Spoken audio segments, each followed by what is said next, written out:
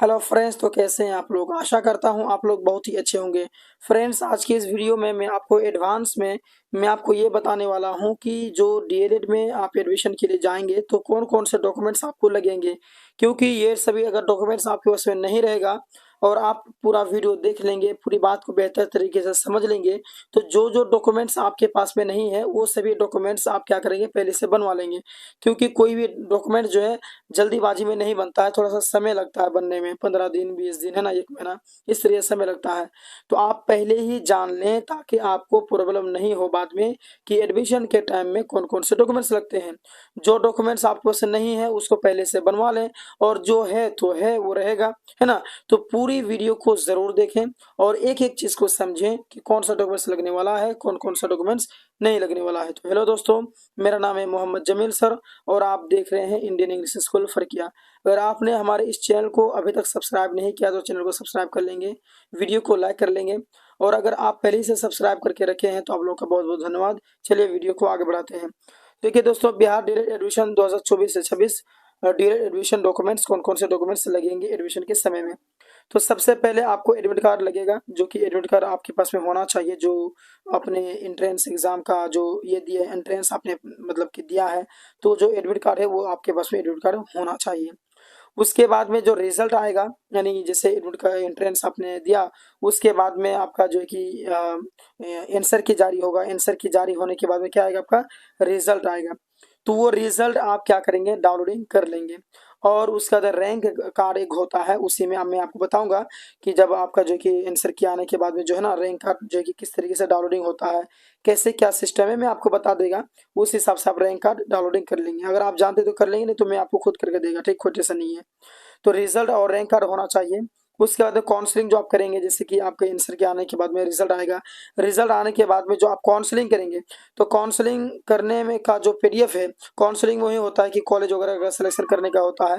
तो कॉलेज अपने जो सिलेक्शन करेंगे तो उसका लिस्ट आपके पास में रहेगा, उसे मतलब कि काउंसलिंग कहते हैं। तो वो काउंसलिंग जो है ना, उसका पीडीएफ आपके पास में होना चाहिए, वो पीडीएफ आपको एडमिशन के समय में लगेगा।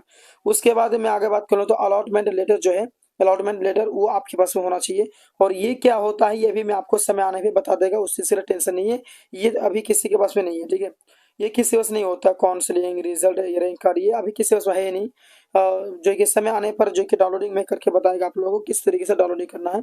टेंशन बिल्कुल नहीं लेना है, ठीक है। तो एडमिट कार्ड तो आपका है ही, रिजल्ट और काउंसलिंग और अलॉटमेंट लेटर, अगर ये तीन चीज़ आपके पास नहीं है तो घबराए नहीं, मैं आपको समय आने पे बता देगा कि किस प्रकार से आपको डाउनलोडिंग करना है। उसके बाद में 10th का मार्कशीट और इसका जो सर्टिफिकेट है, दोनों आपको चाहिए, है ना, जिसे शहादा कहते हैं उर्दू में। जो उर्दू वाले बच्चे हैं ना, वो ध्यान से सुन लें कि उसका मार्कशीट तो लगभग करेगा, जिसमें आपका जो है कि नंबर वगैरह है, सब्जेक्ट का कितना आपने नंबर लाया। और एक होता है सर्टिफिकेट, जो उर्दू में शहादत कहते हैं, वो शहादत आपको लगेगा, ठीक है। उसका तो उसी प्रकार से जो है कि 12th का मार्कशीट, यानी आज आपका मौलवी का, और उसका दूसरा ये इसका जो उसका जो शहादा है मौलवी का, वो लगेगा, यानी 12th का मार्कशीट और सर्टिफिकेट, है ना, ये लगेगा। उसके बाद में मैं आपको बता दूं कि जो बच्चे ग्रेजुएशन करके रखे हैं, अगर वो ग्रेजुएशन का कागज लगाना चाहते हैं तो ग्रेजुएशन का सर्टिफिकेट आप दे सकते हैं, ठीक है। उसके बाद में आपका सीएलसी होना चाहिए, यानी कॉलेज लिविंग सर्टिफिकेट। सीएलसी का मतलब क्या होता है, कॉलेज लिविंग सर्टिफिकेट, ये आपके पास होना चाहिए। तो सीएलसी अगर नहीं है तो कम से कम टीसी होना चाहिए। टीसी का मतलब वही ट्रांसफर सर्टिफिकेट, ये होना चाहिए। दोनों में से कोई एक। अगर आप 12th से डीएलएड करना चाहते हैं तो आप 12th का टीसी या फिर सीएलसी देंगे। अगर आप ग्रेजुएशन करने के बाद में जो कि आप अगर डीएलएड कर रहे हैं और ग्रेजुएशन का कागज लगाना चाह रहे हैं डीएलएड में, तो आप जो सीएलसी है या फिर टीसी है, वो आपको जो कि ग्रेजुएशन का देना पड़ेगा। बात क्लियर है यहाँ तक।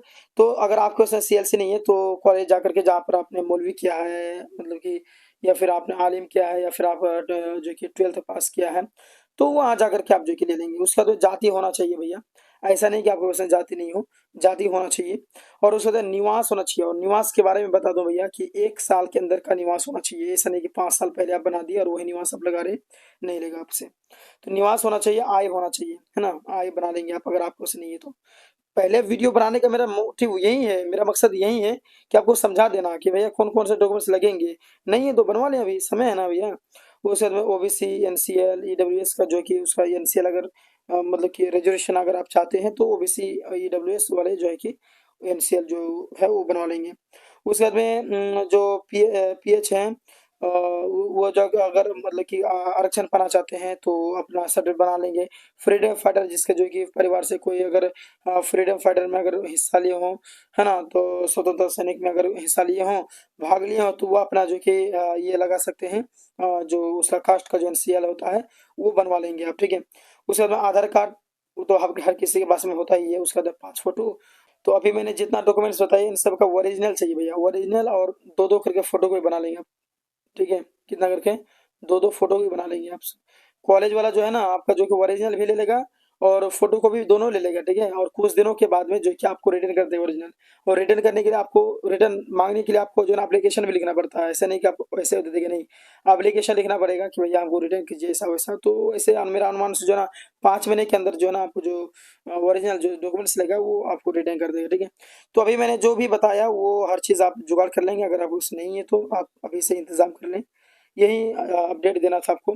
तो वीडियो को पूरा देखने के लिए आप लोगों का बहुत बहुत शुक्रिया। मिलते हैं नेक्स्ट वीडियो में। धन्यवाद।